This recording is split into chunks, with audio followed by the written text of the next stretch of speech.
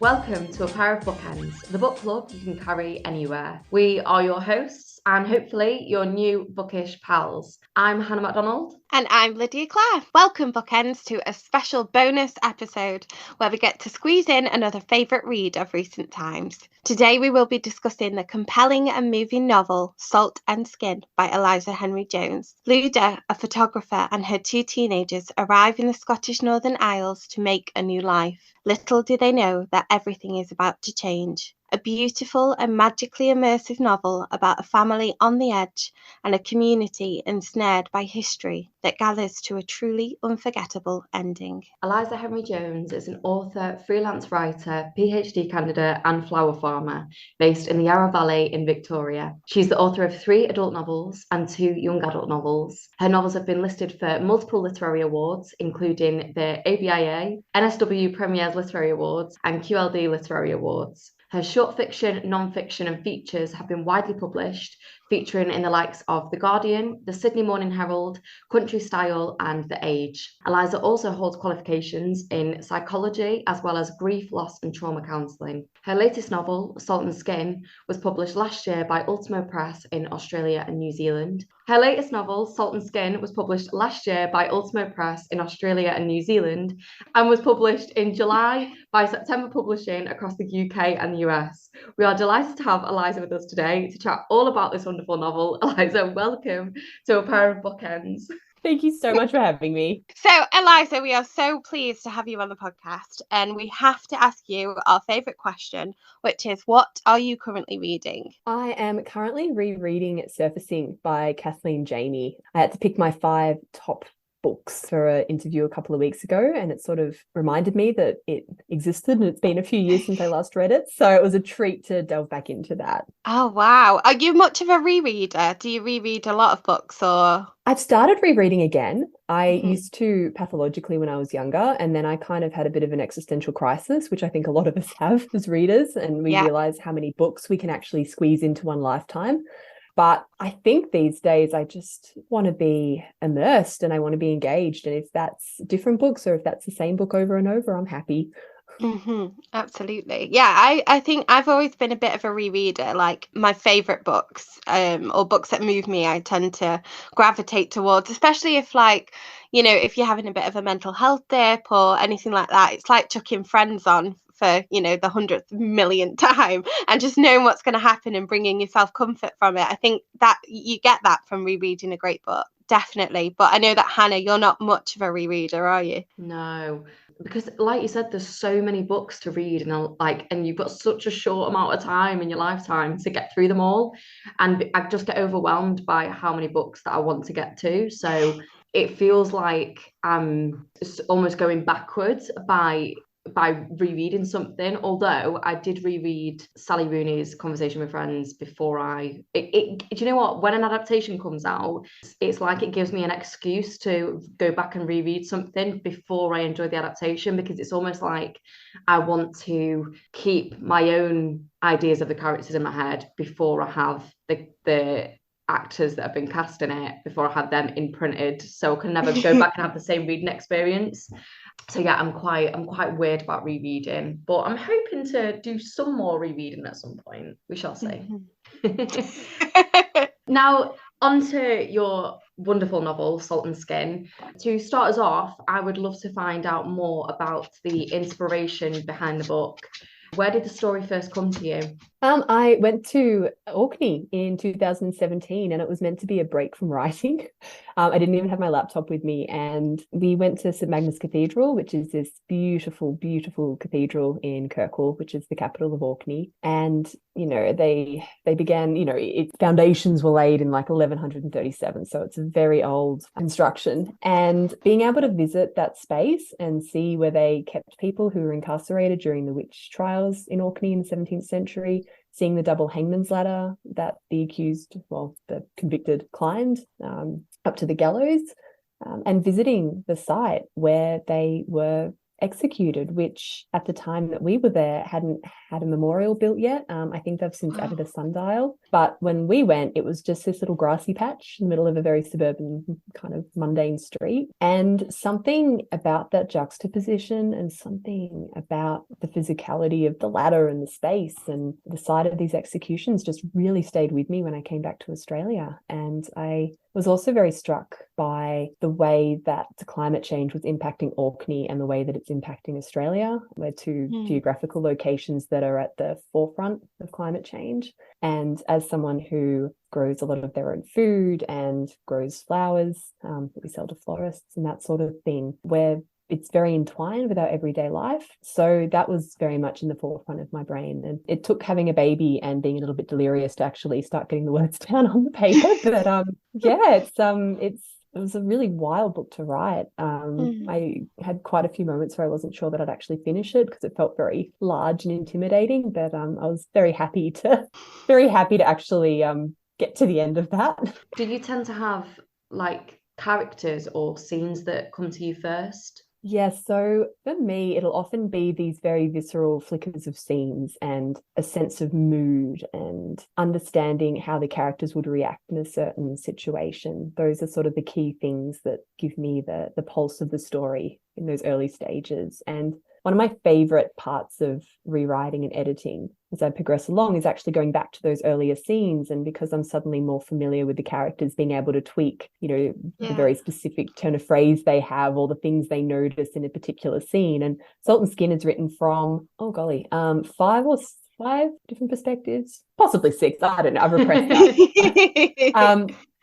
So that was really important to me to be really clear on, what the characters would notice when they walked into a particular space or, ventured to a particular location on the islands. I find it fascinating that you can, as you were talking about, like mood and things, and the novel itself is so atmospheric. It's actually ridiculous. Like, you are so immersed in this book from the second you open it. And it kind of, at moments it can feel really claustrophobic and insular, and then there are like these moments of like clarity and openness and breathiness and space that I think like you wouldn't believe could happen, and yet somehow our characters get us there. And there's also like an underlying like menace sometimes and disquiet, and you create this with such skill. How important was it for you to like capture that atmosphere for the islands and the book overall, really? Firstly, thank you.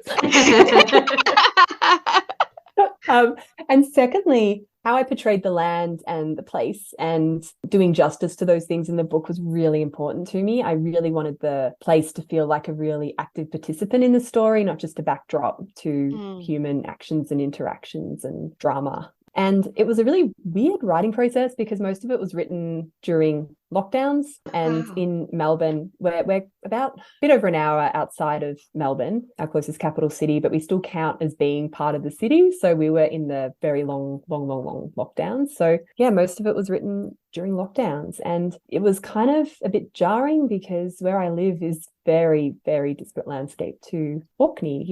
It's very lush where we are. It's very green. There's all mountain ash, those huge eucalyptus and tree ferns and lyrebirds, and it's very hilly, and it's even just like the colors are just completely different. So I think it might have been harder for me in a way if I was just going about my everyday life, but because I was in lockdown and I was kind of able to put so much energy and attention towards inhabiting that space, it almost became a bit dreamlike for me. I mean, ideally I got funding, I was meant to go back to Orkney to do more research and talk to people and work on my first draft over there, but yeah, COVID got in the way, unfortunately. Oh, that's so frustrating.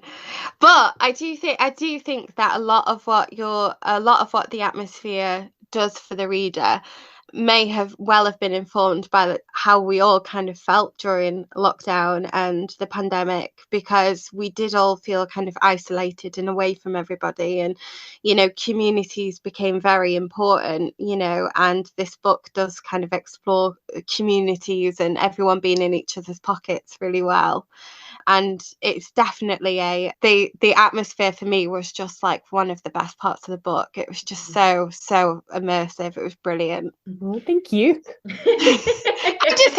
I literally just get paid to give you compliments. That's it. I'm up for it. So as Lydia said, it is obviously a very atmospheric novel, and I think this is felt throughout the novel, not only by the characters and the community that Lydia was just describing, but also by the natural world around them too. You know, we have the cliffs and the sea and the animals that inhabit the sea. And I feel like all of these things add to the atmosphere and make the natural world almost like a character in and of itself. I don't know if you would put animals within that natural world category, but I am doing that. So I was curious, did you consciously want the natural world to feel like a character? Yeah, that was really important to me. I wanted it to feel very fluid and very interactive and very complex and changing, in part because there was that thread of climate change running through it. And I wanted to keep that thread subtle, but for me, it went hand in hand with creating quite a dynamic sense of place. But yeah, it was really important to me. And part of it was creating the landscape in and of itself, but I also wanted it to feed into and enhance that sense of menace and tension that lingered in the community and in the interactions that the characters had with each other. And I think I hadn't actually thought about that point that you just raised about how we were quite isolated during COVID and how it possibly fed into the book, but also how we could be, you know, I know in my case, you know, living in someone else's pockets during lockdown, but at the same time feeling isolated, how you could be so physically close to like one people or, you know, a couple of people, but then feel lonely or feel that disconnect. And I think that's definitely something I subconsciously really woven into the book, you know, that this family is really living in this tiny little space and they're really confined, and yet they don't actually really talk to each other about anything meaningful, or they can't communicate and say what needs to be said. Absolutely. And I think that's such an important part of the book, and an important part of certain characters, without giving too many spoilers, but certain characters' views on things and relationships and such, because it's this isolation that isn't just, you know, oh, they're on their own. They are surrounded by a community that either, how do I put this without giving too much away, that are either kind of shunning them a little bit and kind of trying to put them in a box, or, you know, trying to embrace them at the same time. So it is fascinating. And I think it's going to chime with a lot of people, because I think that no matter what situations we've been in these past 3 years, everyone's going to have felt a little bit of that, I think. You were discussing climate change earlier and how important and pivotal it is to this book. And as you said, it's not a book where it's kind of clobbers you over the head with climate change, you know, like, here is this theme and deal with it, you know. It's really, really well woven into the narrative, and, you know, it has such an impact on the characters themselves and the inhabitants of the island. Why did you want this particular theme to run throughout? I think, again, climate change is something that I'm very preoccupied with, and it is this really constant thread through my life. And I think it's becoming a constant thread in more and more people's lives, that awareness, and that it's almost like a constant little buzz in the back of your head that, just for me anyway, it never quite goes away. And I was interested in, you know, how climate change is going to impact places like St Magnus Cathedral, these sites of, you know, really long ago historic trauma, and, you know, how is it going to be impacted? How do we make sense of those spaces when it is impacted? And it was an interesting thing, because I really, really didn't want it to be I couldn't have written it if it was an unrelentingly dark book. And I think that I could have easily fallen into that trap with climate change, because it is a very, you know, very frightening and dispiriting thing to grapple with. And so part of me actually getting through the writing process and finishing this book was being very mindful that it was this very important thread, but not letting it bleed out into and take over the other threads in the narrative, and to also have these moments of levity and humor and warmth and these other little subplots and these other little threads lingering in there. Because sometimes I think we can fall into the trap of thinking that putting those moments or having that juxtaposition between really dark topics and humor and warmth somehow takes away from the gravity. But I actually think that juxtaposition actually adds quite a lot. And it can help us understand those very dark things in a way that is harder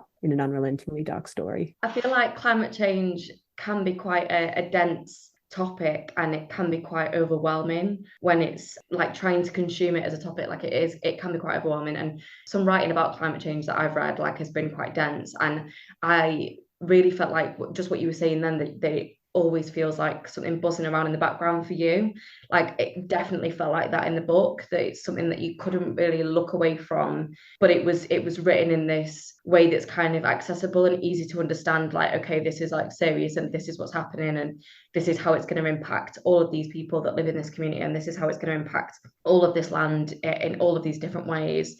And I just thought it was so well written, and it was just totally easy to understand and to grasp that kind of idea. Like you can't, so like a person that kind of didn't, like a denier of climate change, couldn't really read this book and still stay with that logic. They would have to be like, okay, yeah, I see, I see what's happening here. This is going to convince the masses. So well done. well done, changing lives. You might actually have contributed to saving the planet at this point. My God, I hope. Now, I really want to talk about, as our listeners will have heard in our little intro of you, you are a person clearly of many talents, and there's probably very little that you haven't done yet. And I wanted to talk about the fact that you have qualifications in grief, loss, and trauma counselling, which I found really interesting. And I know that is music to Lydia's ears, because those are topics that she's very interested in. So I'm sure she'll have multiple questions to ask after I've got into this. It's a hyper focus. But I felt like your writing of these topics was incredibly moving and evocative, and conveyed beautifully how these things impact us as a people, and how the complexities these things bring up in us, and in the way that we interact with other people and the relationships that we have. I wanted to ask how you felt that your professional experience of these topics impacted the way that you wrote this book. I am so grateful that I did those studies. I didn't think that anyone really made a living from writing. I mean, I'd sort of, read the little author bios in my favorite books, and they sort of seemed like another species that are completely inaccessible and very mysterious. And so I did psychology and counseling, and I started working in drug and alcohol rehab with families where there were parental substance abuse issues, often domestic violence, mental health issues, those sorts of comorbidities, and children. So it was very confronting work. But at the same time, I think it really changed how I viewed things. I became a lot more aware of the disparity between what people's lived experiences looked like and what the general dialogue is around things like grief and trauma and addiction. And I think that's definitely bled into my work, those big broad strokes and the things that are important to me to communicate. And one of those things, I won't give spoilers, but one of the main characters in Salt and Skin, you piece together slowly, has had a pretty horrific childhood trauma. And in a lot of novels, and I've done this in my previous novels, you often have this backstory dangled in front of you early on, and we're nosy creatures, us readers. So we keep reading and we want to know what happened and why this character is the way that they are. And you and then it all, it's build up in this really climactic moment where they finally, verbalize what they've been through to another character. And it's this moment of catharsis and healing, and everything's a bit lighter and they can sort of move on with their lives. And what really struck me is in that clinical work that often people can't even articulate to themselves what they've been through, let alone be able to string those sorts of experiences into something coherent enough to tell another person. And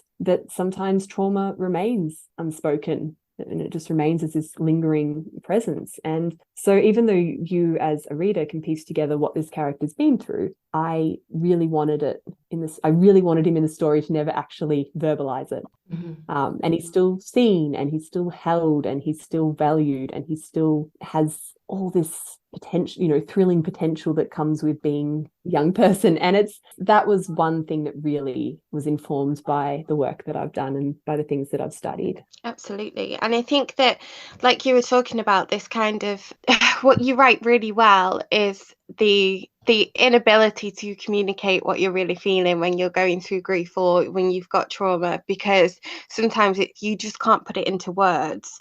And especially with the ages that some of the characters are at, you know, we've got 3 characters that are in their adolescence, and them kind of having to navigate how they feel after trauma and how they feel with grief and loss. It's hard enough as an adult when we can try and logic things away and we can try and put reason into it, and we can, you know, signpost ourselves to help or whatever. But I think with the teenage characters, it is very much kind of navigating through this like fog of like, I don't really know where I am or what I'm doing, but I'm kind of trying to figure this out. And then when you put 2 of those characters together, those for me were the most fascinating scenes, when the 3 kids were together or 2 of them were together, because you could just see them having a general conversation, but so much around them was telling us so much more information. And you have a real skill for that, because I think, you know, with grief and trauma particularly, like you said, it doesn't have to be articulated to be there and to be present. I think for me, I'd like to ask a bit about, you know, how did you find writing the balance of like how much to give away, how much not to give away, you know, how much you wanted to reveal about certain characters' pasts and things? Like, what was that like as a writing process? Intense. Yeah, I can understand that. I'm a very chaotic, very, very fast writer, and I'm pretty brutal with throwing things out. So Salt and Skin ended up being about 108,000 words. And during the editing process, so mostly, you know, myself rereading it, and then later with the agent and publishers and that sort of thing, 150,000 words were thrown out. Wow. So I'm pretty brutal. Like I also have ADHD, so if I'm rereading a scene and I feel my attention drift, it's out. Like it's gone, because I don't know the story that I'm writing until I get the first draft down. So often, you know, those scenes are kind of scaffolding that needs to be removed later. But anyway, what was really funny is that the thread of this particular character's trauma, I labored over these specific lines, you know, whether I should describe this particular element of the room or this smell or whatever, just these, because it's, if you threaded all of those little snippets together, it would only be about a paragraph scattered throughout, probably the first 2/3 of the book. And it was a bit of an out-of-body experience for me, laboring over these particular lines and taking a word out and tweaking it and changing it, because it was really important to me to get it right and to communicate it in a way that still felt true to the experience of trauma, as I understand it, as, you know, someone who has had I see it as a privilege, you know, being privy to people's pain and their truth and their journeys. And I think, you know, we have that with friends, but being trusted with that in a clinical role, you know, obviously you're serving a function, you're helping people, but it's still a big thing. So yeah, I hope that all kind of worked. That thread was one of the most important threads in the whole book for me. I do think that you wrote about that so well, and there's like a little war between me and Lydia on the kind of things that we like in books, because I am incredibly nosy, and Lydia thinks the less you tell her the better. But I actually thought with this book, for the first time, Lydia, I thought it was much more powerful that it wasn't verbalized, even though usually I would be like, oh, I really want to hear them say it, I really want to know, like, but actually like working out for yourself made it a much more powerful reading experience. And I think, as Lydia was saying, that it is sort of the nature of grief and loss and not being able to put these things into words. So yeah, it was incredibly powerful. Thank you. I'm proud of myself, Grace. I'm proud of you. I'm proud of you for at once not texting me and going, but what happens? Tell me more. Great. That's usually when I get 2:00 in the morning. But what happened in the end? So I would love to just chat about one of my favourite characters in the book, which is Luda. So a key moment in the beginning of the book, and this isn't giving too much away, but in the beginning of the book is an act of taking a photograph of a harrowing moment by Luda. And without giving too much away, this isn't a new thing for Luda. She does take pictures of kind of like the rawest moments in her life and of people around her and things. And, you know, she seems almost separated from reality when she picks up a camera. and she it kind of separates her from the actual goings on around her. What do you think this tells us about her as a character and as a mother? Luda was so hard to write. I've talked about this quite a lot since the book came out, but how little capacity we have to sit with complex, difficult women in fiction, and trying to strike that balance with her, of having her do these quite morally ambiguous things, but still kind of having this point of connection and seeing her as still worthy of empathy. And she was tricksy. She was so tricksy to write. I labored over Luda. And I think I was really interested when I was writing Salt and Skin as a new mum about, what, as a parent, what do you actually put of your children's story into the public space, whether that's in social media or a, magazine article or whatever. And, just how fascinating it is how people find these different lines in the sand about what they feel is an acceptable level of detail about their children to put into that space. And like some, particularly writers, some of my writer friends have, I know what school their children go to. I've never met their children, but I know they do the karate. I know that they, like going camping. I know that they're allergic to this, just the level of detail. And some of my writer friends, looking at their social media and, articles and things that they're writing, you wouldn't even know that they had children. And so I was grappling with that myself, and Luda is kind of a little bit of a hyper real exploration of that, because for her, everything can be justified by trying to raise awareness and, combat climate change. She sees that as, the central purpose of her life. And she has spent a lot of her time as a mother documenting her children's lives and their childhoods and taking, just thousands and thousands of photos of them. But at the same time, she doesn't ever actually really see them or understand them or connect with them. And, I was very, inspired might be the wrong word, but I was very intrigued by the artwork of the American photographer Sally Mann. And she is a very, very iconic, very well-known, very divisive artist. And she took a lot of photos in the 80s of her children. There's one of the series is called Immediate Family, and 3 children, and they're photos of like the children naked and, with cuts on their faces and, the beds that they've urinated on. And, they're beautiful, but they're quite confronting. And I was really thinking about, who's protecting the rights of the child if it's the parent transgressing those boundaries, and how do we actually make sense of mothers who aren't just mothers, who are juggling being artists or being, in Luda's case, a photojournalist, campaigner.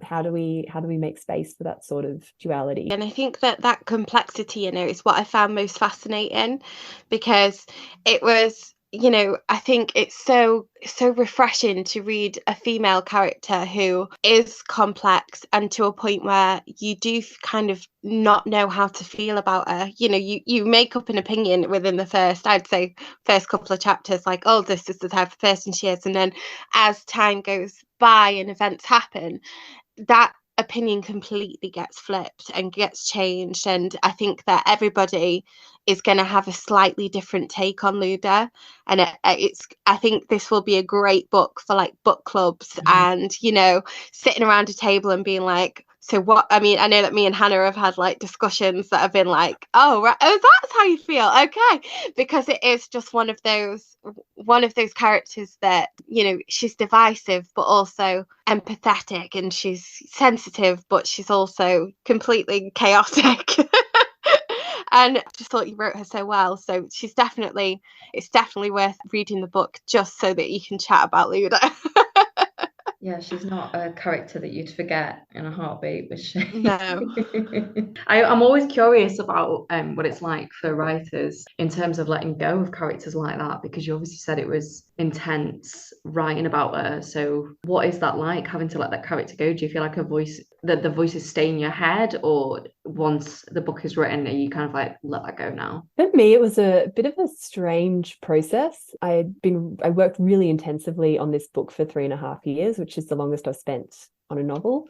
And it was very entwined with me kind of relearning how to write as a mother, because I no longer had the luxury of, these fairly long stretches of time. It's always things, my time gets chopped up and I've got other things taking up mental space, and I had to relearn how to write. And I think initially it was almost, there was a little bit of grief, even though I was immensely relieved to have actually done it. It was a book, it was a story. There's this lingering presence that suddenly becomes static. I can't just have the characters living in my head and think, oh, I'm going to add this little bit of dialogue, or I'm going to tweak that scene, or this is a good scene to add as I'm doing the dishes or changing nappies or whatever it is. So in that way, they kind of die in a way. They're suddenly, it's like butterflies that are suddenly stuck down on a board. They're not going to change or grow creatively anymore. But then, you suddenly have people like, time is the most valuable thing that we have, right? And I just find it so astonishing when people, spend their time reading this story that I wrote and then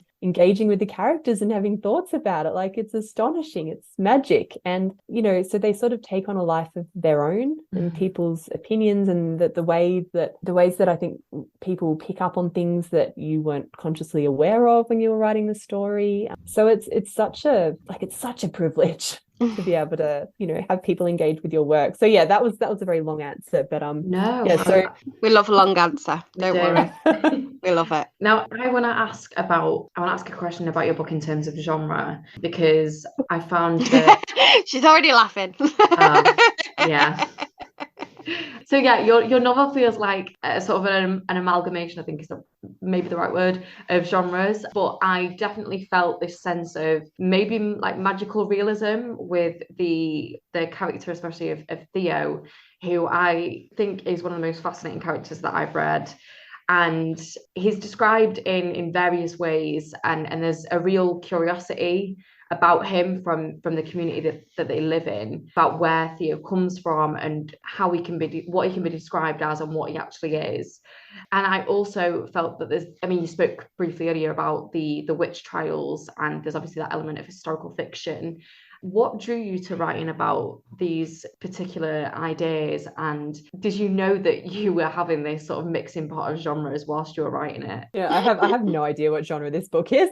Anytime anyone sort of categorizes it, I'm like, oh, okay, go with that for a little while. I need to stop. I keep referring to it, and I have been referring to it for like 4.5 years now, as my weird witchy book. And I probably find something a little bit more cerebral to refer to it as. So I think for me, these really big topics like climate change and grief and trauma can be kind of limited by realism sometimes. And I read a huge amount of realism. There are astonishing examples of books and novels that have actually, that just explore it exquisitely. But for me and how I conceptualize it, I just felt like I wanted to explore them using these fantastical, magical elements. And I wanted it to be quite liminal. I wanted it to be kind of choose your own adventure in a way, because you can go into Salt and Skin and read it and actually embrace the more mundane explanations for these kind of ghostly, magical, folkloric elements, or you can lean into the magic of it. And I had a lot of fun.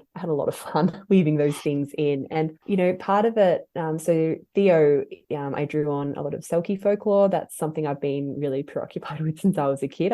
Something about Selkies, so if anyone's unfamiliar, it's the seal people, so people that grieve first seals when they're in the water, and then they come up onto the beach and shed their skin and dance. And a lot of the stories are about women Selkies having their skin stolen while they're on land, and then being trapped into marriage and childbearing, and often they'll find their skin a decade later or something and go back to the sea. And I was interested in how these fantastical elements kind of play with these binaries. So I think the Selkie folklore kind of exists between nature and human, and there's that ghostly element that lingers between death and livingness, and the witch element, the way that the history of the witch trials bleeds into the present. So that breaking down of chronology. So I wanted to just play with those things and explore. And I think a lot of the things I've done with this story was just me entertaining myself, basically.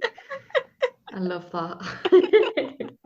I think as well, the great thing about this book is, I mean, I work in a bookshop, so I do a lot of like recommendations to people. And the great thing about this book is that you could literally recommend it to anybody depending on their taste. And that's what's great about it, because literally, like, a historical fiction fan's going to love this, a magical realist fan's going to love this, people that love, fiction and realism are going to love this.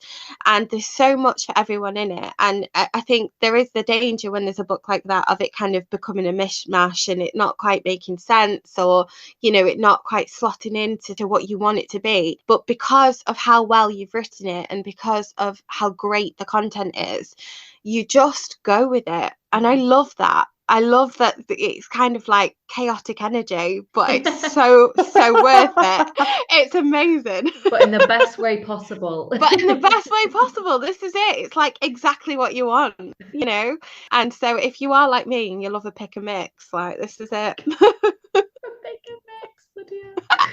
A pick and mix of genres. Pick and mix is sweet. It makes sense. Pick and mix should be on the cover, I think. Yeah, I think so. I love that. Pick and mix, picture of my face. Yeah, perfect. I want credit, obviously.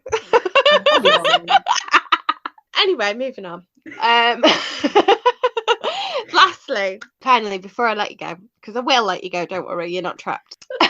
I would just love to applaud you again on how well you wrote the relationship and friendship between Theo and Darcy. Their kind of commingling and cohabitating kind of situation was just hysterical and brilliant and beautiful. We see them both as young men trying to kind of navigate their feelings and actions towards one another to, varying degrees of success. They are so kind of, I think, compressed by all these external elements that their friendship becomes so pressurized. It's like this little pressure cooker of feelings and them not being able to talk to each other. Without spoilers, what was it like to explore their relationship to each other, and how difficult was it to kind of write their interactions, because they're so good? Oh, pressure cooker is just perfect. They are so in a little pressure cooker. Yeah. They were really fascinating. They were two characters that really took on a life of their own. And I think when I started writing them, I was really struck by the idea of Theo washing up and having, no documentation and no memory of where he'd been before he was 6. And, his foster mother being really against him being photographed because of the media attention that had occurred after he was found. And she didn't want them to get leaked. She didn't want him to be vulnerable in that way. So she kind of really came down hard and like, no photos.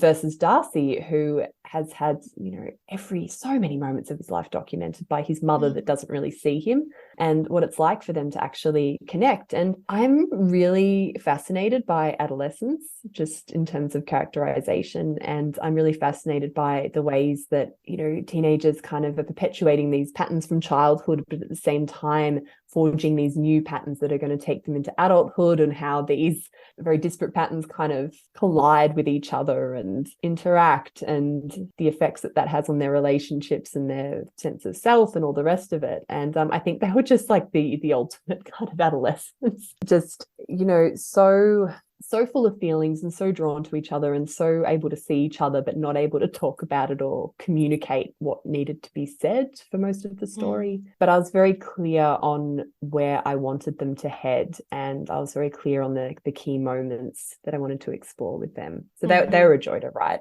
I mean, they are, without giving too much away, they are my favourite people. I just love it. A beautiful relationship, friendship, whatever you want to call it. I'm just obsessed with them, and I was really rooting for them the whole way through. Yeah. It made me very emotional.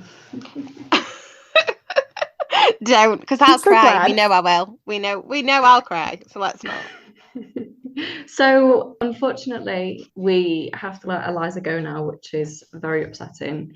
But if it wasn't already obvious, we loved Salt and Skin, and we highly recommend that our lovely listeners pick themselves up a copy ASAP so that we can discuss this with you all, because I just feel like this is a book, like Lydia said before, it's just going to provoke so many great conversations, and not only about climate change and topics of like grief and trauma, and there's just so much, there's so many things that you could discuss with this book. And as Eliza said before about Luda being a morally ambiguous character, we know through our experience being on Bookstagram how many people love a morally ambiguous woman in a book. So I just feel like so many people are going to love this book.